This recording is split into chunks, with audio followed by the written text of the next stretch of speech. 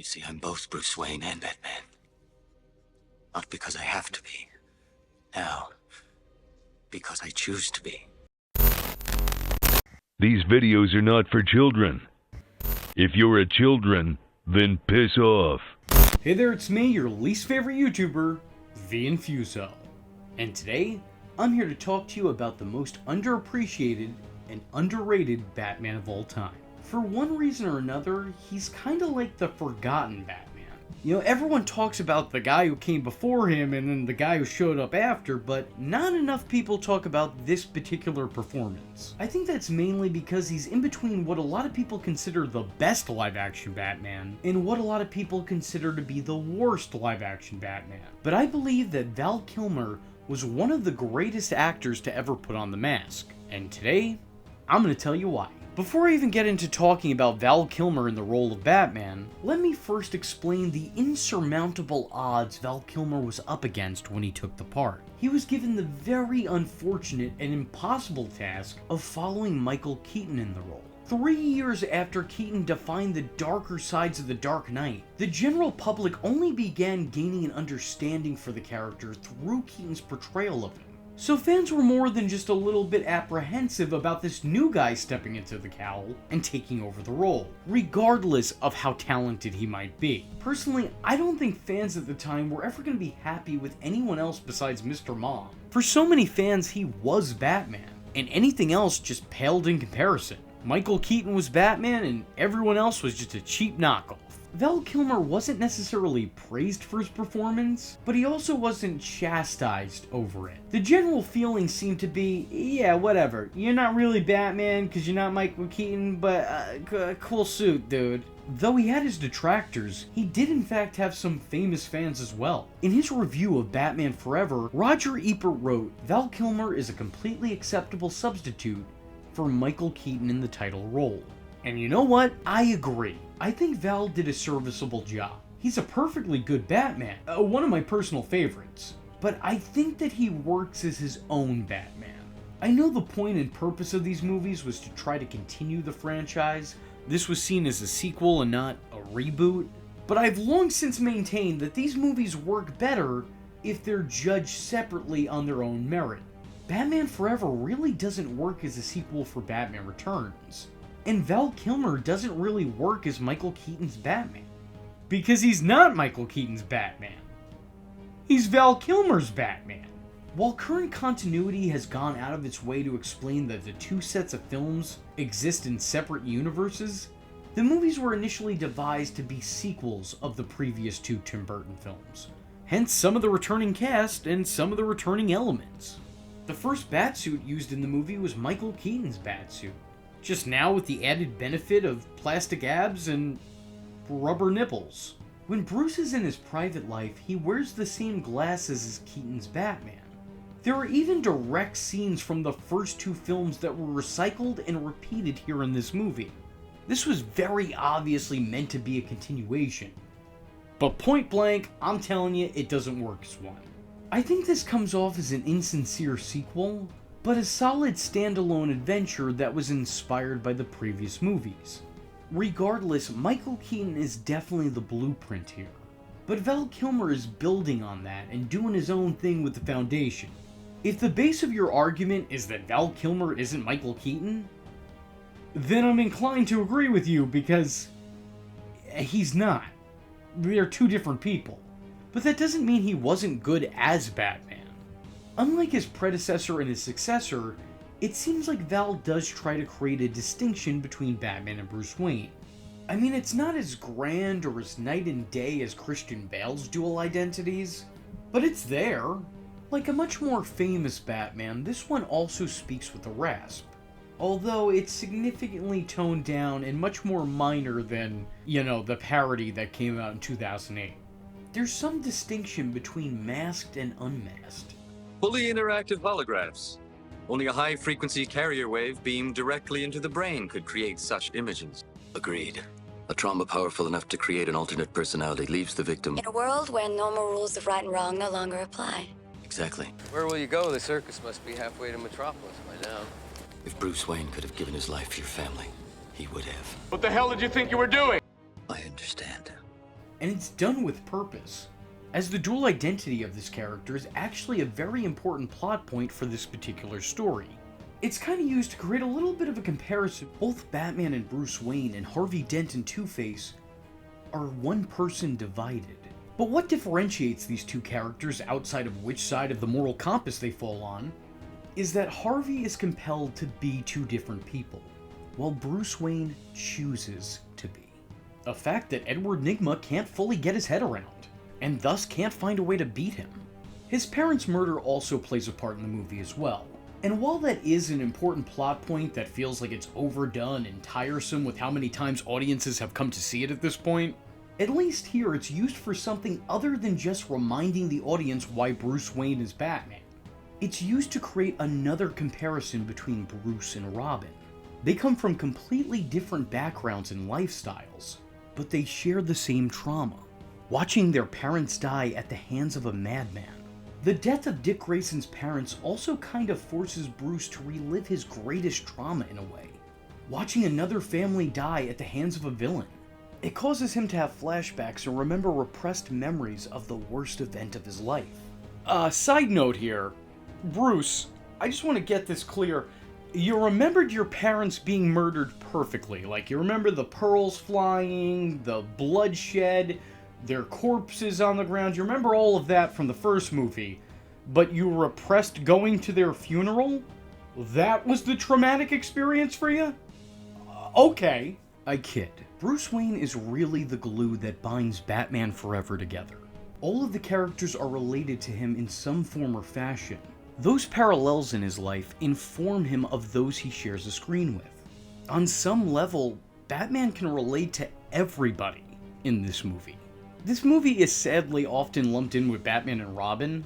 A lot of people seem to think that the two are one and the same, split right down the middle.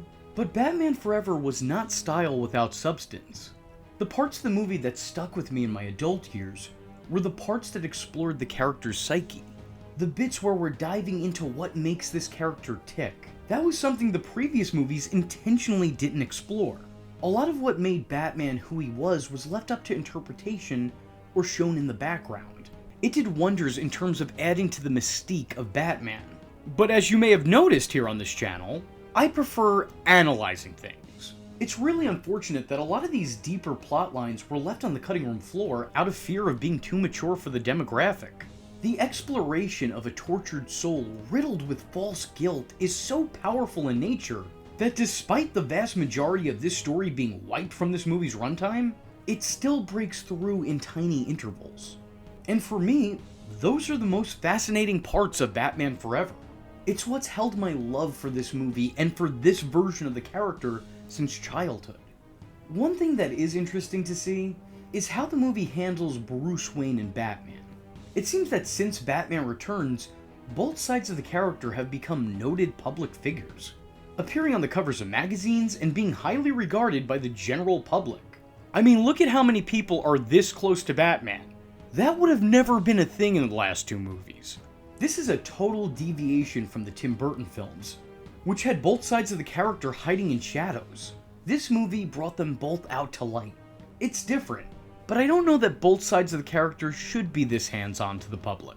It feels like a little bit of a mistake not having Batman lurk in the shadows, as Bruce Wayne is blinded by the limelight.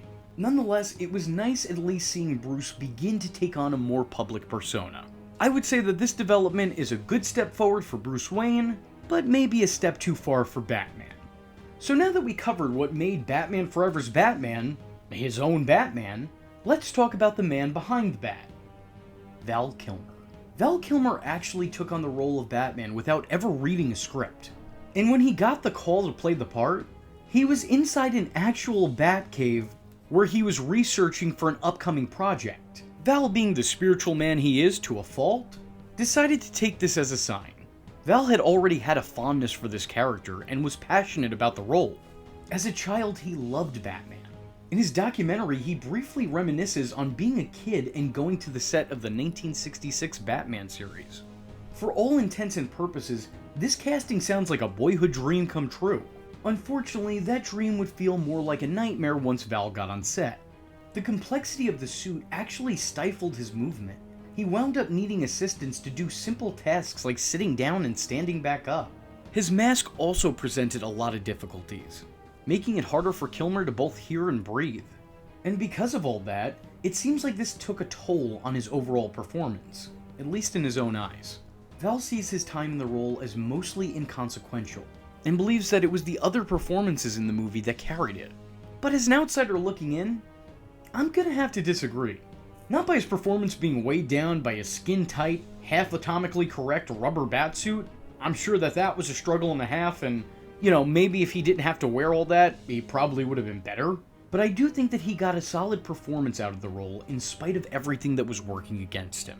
Maybe it wasn't the outcome he'd hoped for, maybe it wasn't the best that he could do, but I think it's passable to say the very least. While his time in the role was unfortunately brief, I do believe it was more than just a little bit noteworthy. Bob Kane even said that Val Kilmer was the closest to the actual Batman vision. And you could trust Bob Kane because he was in the room when Bill Finger was making the character. Some people have claimed that Val Kilmer was a little bit too wooden in the role. But the man was wearing a suit that was 142 degrees and didn't allow him to move around in any type of normal fashion. That's undoubtedly going to take a toll on the end product. I think he perfectly portrays Bruce's stoicism, born from stunted growth and a lifetime of skepticism, which also sort of feel like lingering elements from the last two Burton movies. A man who has closed himself off from people for so long that he's not fully aware of how to properly interact with them. Bruce is constantly stuck in a 1,000-yard stare. The trauma from his childhood is not just a detail the script brings up, but instead one the actor's performance insists. He's a normal functioning man, but there's something a little bit off.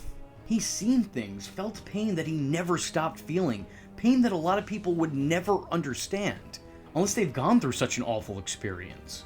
I don't want to sound too pretentious when talking about Batman Forever of all things, but both Keaton and Kilmer's versions of the character showcase this level of silent pain. So I think there's a lot more depth to this Batman than meets the eye. What some people have called cardboard, I call a three-dimensional person. And look, Batman for better or worse is a very stoic character. A lot of the time he could come off as monotone. I'm not trying to create any excuses for Kilmer. This is me saying this is better than it probably had any right given all that he was up against. When you take into account all the outside forces that may have somewhat handicapped his overall performance, yeah, this is a pretty good performance.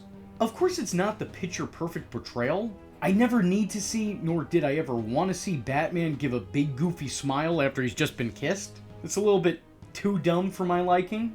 Or having the movie start off with Batman giving this quip. Can I persuade you to take a sandwich with you, sir? I'll get drive-through.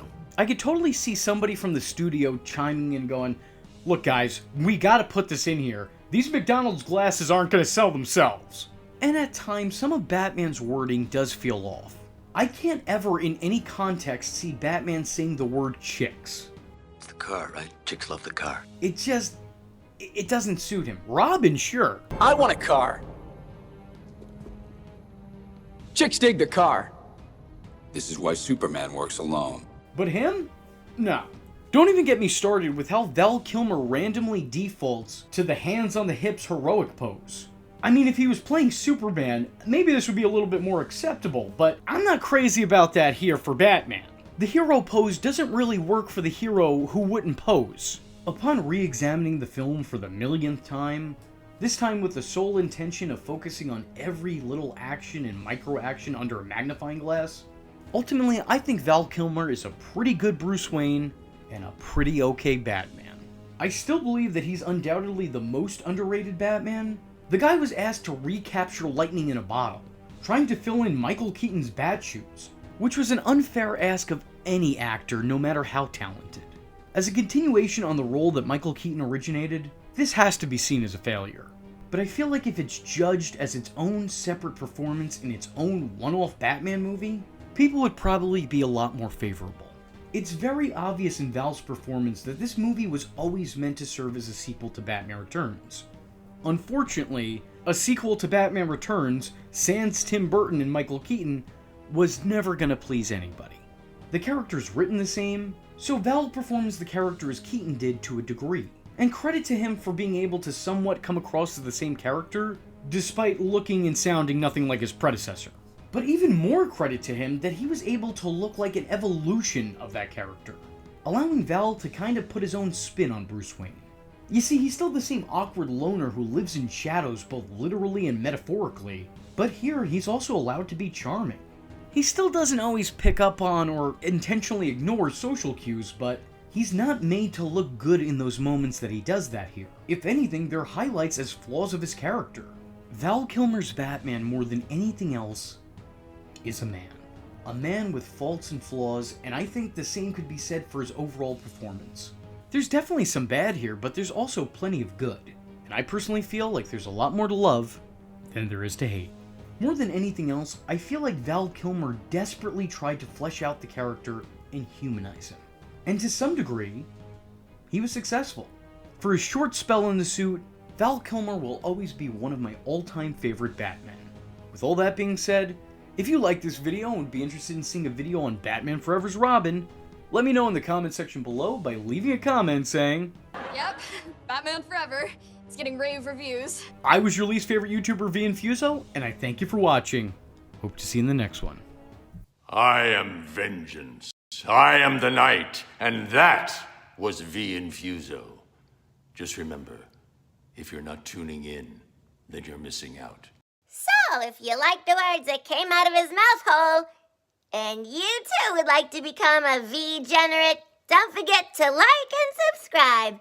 Thanks for watching, nerds! And if you're not joining the fun, you're in for one bad day. And you know what they say about having one bad day?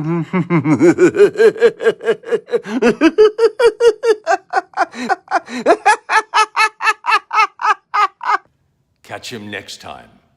Same bat time. Same bat channel.